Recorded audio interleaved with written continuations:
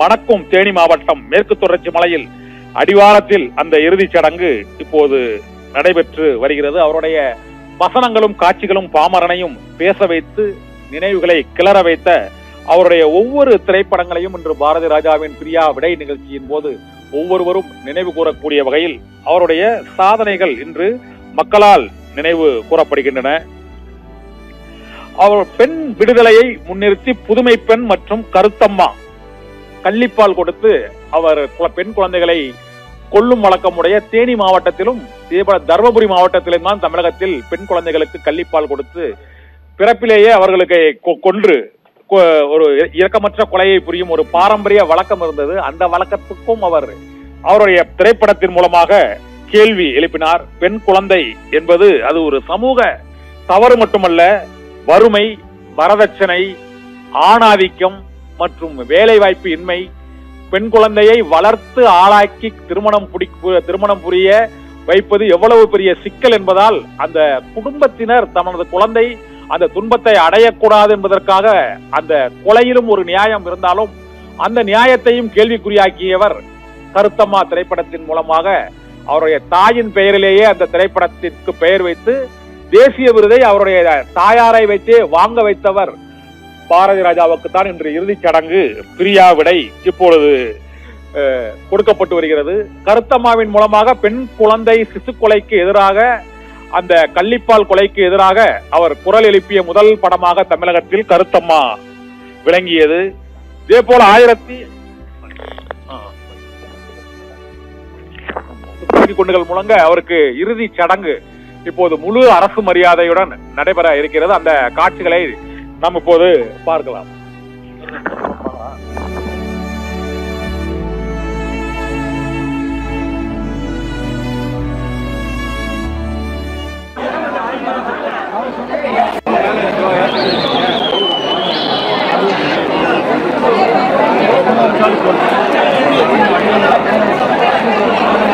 அந்த ஊர் வழக்கப்படி இறுதிச் சடங்கு நடைபெறக்கூடிய அந்த காட்சியை தான் இப்போது பார்த்துக் கொண்டிருக்கிறோம். பெண்கள் 3 முறை அந்த பெட்டியை சுற்றி வந்து அவருக்கு அந்த இறுதி மரியாதை வழங்கியிருக்கிறார்கள். அந்த காட்சிகளை தான் இப்போது நாம் பார்த்துக் கொண்டிருக்கிறோம். இன்னும் சிறிது நேரத்தில் அந்த உடல் அங்கு இறுதிச் சடங்கு நடைபெறும் இடத்திற்கு முழு அரசு மரியாதையுடன் கொண்டு செல்லப்படும் என கொண்டு செல்லப்படுகிறது. அதன் பின்னர் துப்பாக்கி குண்டுகள் முழங்க அந்த இறுதிச் சடங்குகள் நடைபெறும். இது தேவதாரப்பட்டி மேற்கு தொடர்ச்சி மலையின் அடிவாரத்தில் உள்ள அந்த தேவதாரப்பட்டி கிராமத்தில் அவருடைய சொந்த தோட்டத்தில் அவர் கடைசியாக மிகவும் விரும்பி வசித்த அந்த தோட்டத்தில் அவருடைய இறுதிச் சடங்கு நடைபெற இருக்கிறது. அதற்கான ஏற்பாடுகளை அங்கு காவல்துறையினர் செய்திருக்கக்கூடிய காட்சிகளையும் அந்த உறவினர்கள் அந்த இறுதிச் சடங்கை இப்பொழுது செய்து வருகிறார்கள்.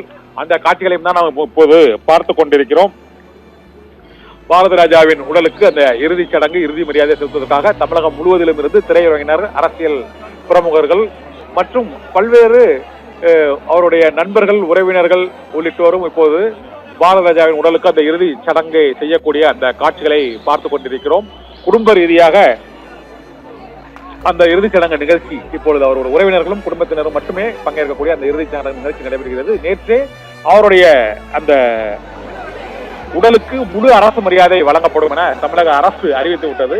அந்த மரியாதையை தொடர்ந்து இன்னும் சில நிமிடங்களில் அந்த இறுதிச் சடங்கு நடைபெறும். இப்பொழுது அவரது உடல் அங்கிருந்து எடுத்துச் செல்லப்படக்கூடிய அந்த காட்சியை தான் இப்போது பார்த்துக் கொண்டிருக்கிறோம். மலர் வளையம் வைக்கக்கூடிய காட்சியையும் அவருடைய உடல் வைக்கப்பட்டுள்ள அந்த பெட்டியை இப்பொழுது ஊர்வலமாக அந்த இறுதிச் சடங்கு நடைபெறும் இடத்திற்கு அந்த தோட்டத்திற்குள்ளேயே எடுத்துச் செல்லப்படும் அந்த காட்சிகளை தான் இப்போது நாம் பார்த்துக் கொண்டிருக்கிறோம். பாரதி ராஜாவின் அந்த சொந்த ஊரில் உள்ள அந்த தோட்டத்தில் இறுதிச் சடங்கு நடைபெறும் இடத்திற்கு அந்த அவருடைய உடல் எடுத்துச் செல்லப்படுகிறது.